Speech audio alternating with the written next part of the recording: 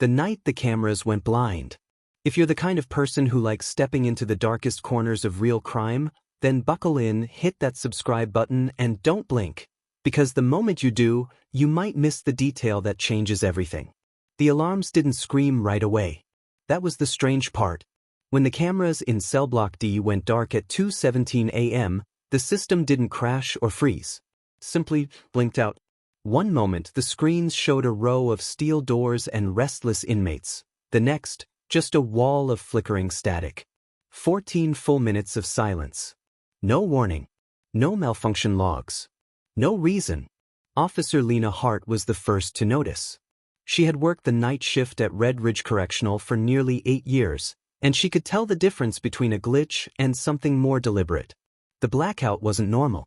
And the silence, it was the silence that chilled her. Static doesn't just appear without a trigger, she muttered, tapping the corner of the screen as if physical touch could bring it back. Then she saw it, the faintest ripple across every monitor, like a shadow moving behind the static. Goosebumps climbed her arms. She grabbed her radio. Control, we've lost visuals on D-Wing. Full blackout. Send response. Within seconds, boots thundered through the metal corridors. Officers rushed down the long spine of cell block D expecting chaos. Fights, shouts, something. But when they swung open the reinforced door, the scene inside made every officer stop mid-step. The inmates were frozen in place. Not panicking. Not shouting. Not rioting. Just standing or sitting in silence, staring at the dead cameras mounted high above them. Some looked confused. Others looked afraid. All of them seemed to know something the officers didn't. Officer Hart stepped forward. "Nobody move," she called out. But no one had moved in minutes. Even the inmates sensed this was different. As teams swept the area, trying to identify who tampered with the power feeds, a tall inmate with gray at his temples approached the bars. His voice was low but steady. "You think this is us?" he asked. "We heard the buzz, same as you." Cameras popped. Lights flickered. Then nothing. Hart didn't respond. She scanned the wiring panels, checking for any signs of tampering. Nothing seemed touched. No broken seals. No forced locks. No cut wires. That was when she noticed something off in the eastern corner of the block. Something only someone who truly studied the prison would catch. The small metal access plate that covered the digital control junction had a fresh screw. One screw. Shinier than the rest. Recently replaced. She crouched and ran her finger across it. Cold. Untouched by the warm air cycling through the block. She radioed control again. "We need system diagnostics on junction panel 12. Possible manual access." But just as she finished speaking, the cameras snapped back on. No reboot. No delay. The screens simply flashed, and cell block D came alive again. Silent, grainy, but visible. Hart whipped her head toward the nearest monitor, watching the moment the system restored itself. Every inmate looked up at the camera lenses the instant they powered on. As if they had been waiting for it. As if they had timed their stillness to match something, or someone. The warden arrived minutes later, his face tight. 14 minutes, he said. Not a second more. Not a second less. His tone was clipped, controlled, but his eyes betrayed concern. This wasn't a malfunction. Someone knew our system timing. Hart nodded. Someone inside the system, she added. Not inside the prison. But before the warden could respond, a shout echoed from the upper tier. An officer had found something taped under a metal railing, thin, square, barely visible in the dim light. A micro device blinking red. And when they pulled it off and flipped it over, the writing scratched into the plastic made Hart's breath hitch. Round 1. The room fell quiet. Because whatever this was, it had just begun. The device sat on the evidence table like a ticking threat, its tiny red light now dead but still unnerving. Officer Lena Hart stared at it, arms folded tightly, her jaw clenched. Whoever left it behind didn't just breach the prison's security, they wanted everyone to know it. Round 1. The words echoed in her mind like a warning shot. Lieutenant Avery Collins, the prison's internal investigator, walked into the room rubbing sleep from his eyes. He'd been called in the moment the camera blackout hit. Tell me that's not what I think it is, he said. It's worse, Hart replied. Someone planted this inside the block without detection. That means they know our blind spots. Or they know our people. Collins didn't argue. He lifted the device with tweezers, turning it under the fluorescent lights. This isn't inmate tech. Too clean. Too modern. This is professional. The warden entered behind him, a file tucked beneath his arm. His expression was unusually grave. We pulled the system's report, he said. The cameras didn't fail. They were overridden. Our software registered a remote access key, something that shouldn't exist. Hart's eyes widened. Remote access? This place isn't even Wi-Fi enabled. It doesn't need to be, the warden said, dropping the file onto the table. Whoever installed the original wiring had physical access. They could have embedded whatever they wanted. The implication hit all three of them at once. A contractor. Someone who had been inside the system before the prison ever noticed. Collins flipped through the file. I'll run background checks on every maintenance vendor we've used in the last 10 years. Start with the ones who suddenly disappeared, Hart suggested. But before they could dig deeper, another alarm echoed through the facility, short, sharp, and different from the earlier silent alert. Officers sprinted through the corridors. Within seconds, the team reached the security control room where two guards stood arguing. It just popped up, one shouted. I didn't touch anything. On the central monitor, a single message flashed in bold white letters against a black background. You're late. Round 2 begins now. Then every monitor flickered. Not static.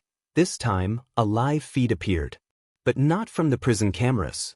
It showed a man sitting in a dimly lit room, his face hidden behind a cap and mask, fingers typing rapidly on a laptop. The glow from the screen cast eerie shadows across the walls behind him. Collins leaned closer. Is that Liv?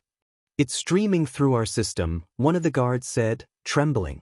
Hijacked. He's inside the network. The masked figure stopped typing and turned toward the camera, as if he could see them through the monitors. He raised one gloved finger and wagged it slowly, like a teacher scolding a child. Then he placed something on the table beside him, a small stack of documents stamped with the state seal. Hart's stomach tightened. Those are inmate files. The man tapped the top file and held it up toward the camera. The name printed there made the warden curse under his breath. That inmate was supposed to be transferred tomorrow, he muttered. How did he get that file? The masked figure lowered the folder, placed it back on the table, and typed again. New text filled the monitor. Transfer cancelled. You're welcome. Then the feed cut. The monitors returned to their normal camera views as if nothing had happened. Officers exchanged glances, their faces pale. Collins slammed his hand on the console. He's not just messing with cameras. He's inside personnel files. He knows movements, schedules, transfers. Hart stepped back, piecing everything together. The precision. The timing.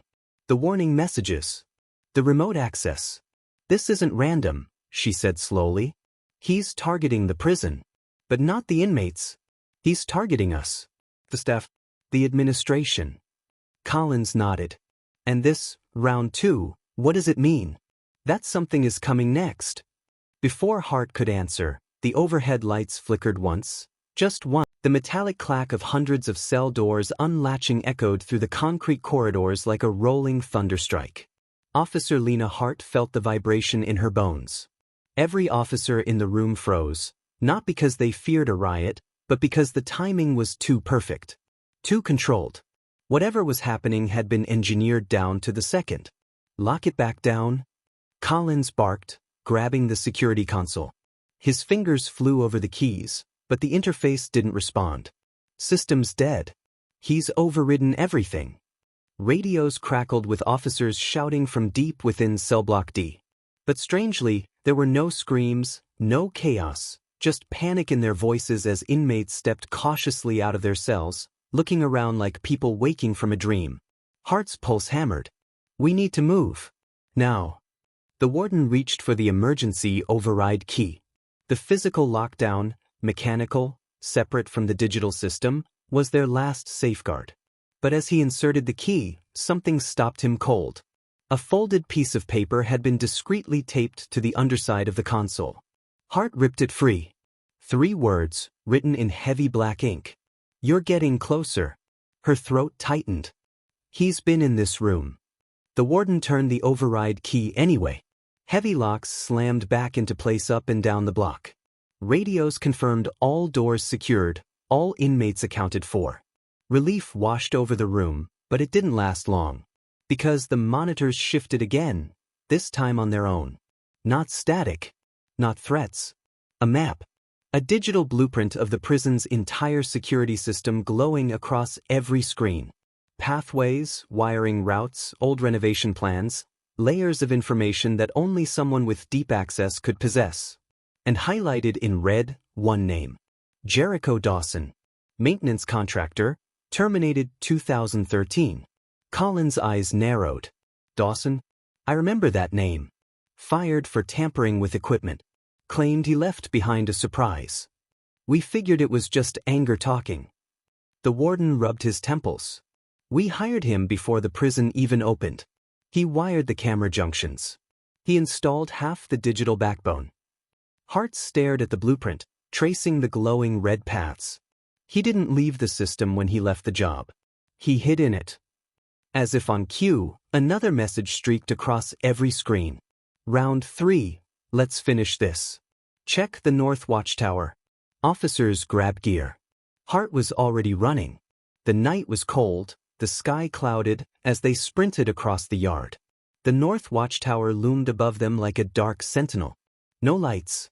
No silhouette of the guard who should have been inside. When they reached the base, the metal door hung slightly open. Hart pushed it with her fingertips. It creaked inward. A laptop glowed on the floor at the top of the stairs, humming quietly. The tower's windows looked out over the entire prison yard, and the eerie light made the room feel hollow. But what stole their attention was the figure sitting in the guard's chair. Not a guard. A decoy. A maintenance jumpsuit had been stuffed with rags and zip-tied to mimic a human shape, a baseball cap pulled low over where a head would be. Even from the doorway, they saw the message taped to the cap. "Hi, Lena."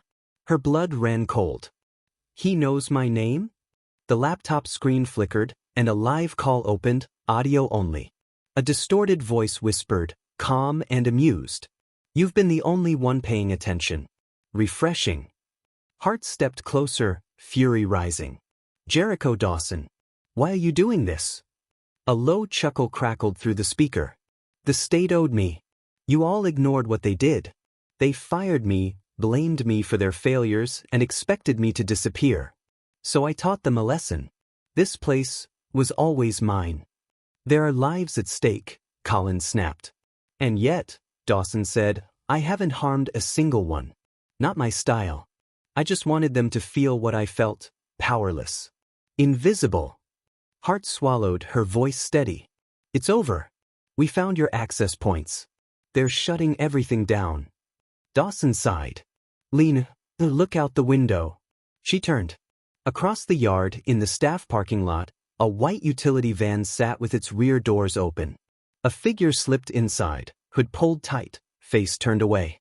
The van engine started. Collins ran for the stairs. Officers poured out of the tower, sprinting toward the parking lot. But by the time they reached it, the van was gone. Dawson had vanished. Hours later, when technicians scrubbed the system, they found one final message buried deep in the code, something Dawson left behind like a signature. "You fixed the cameras.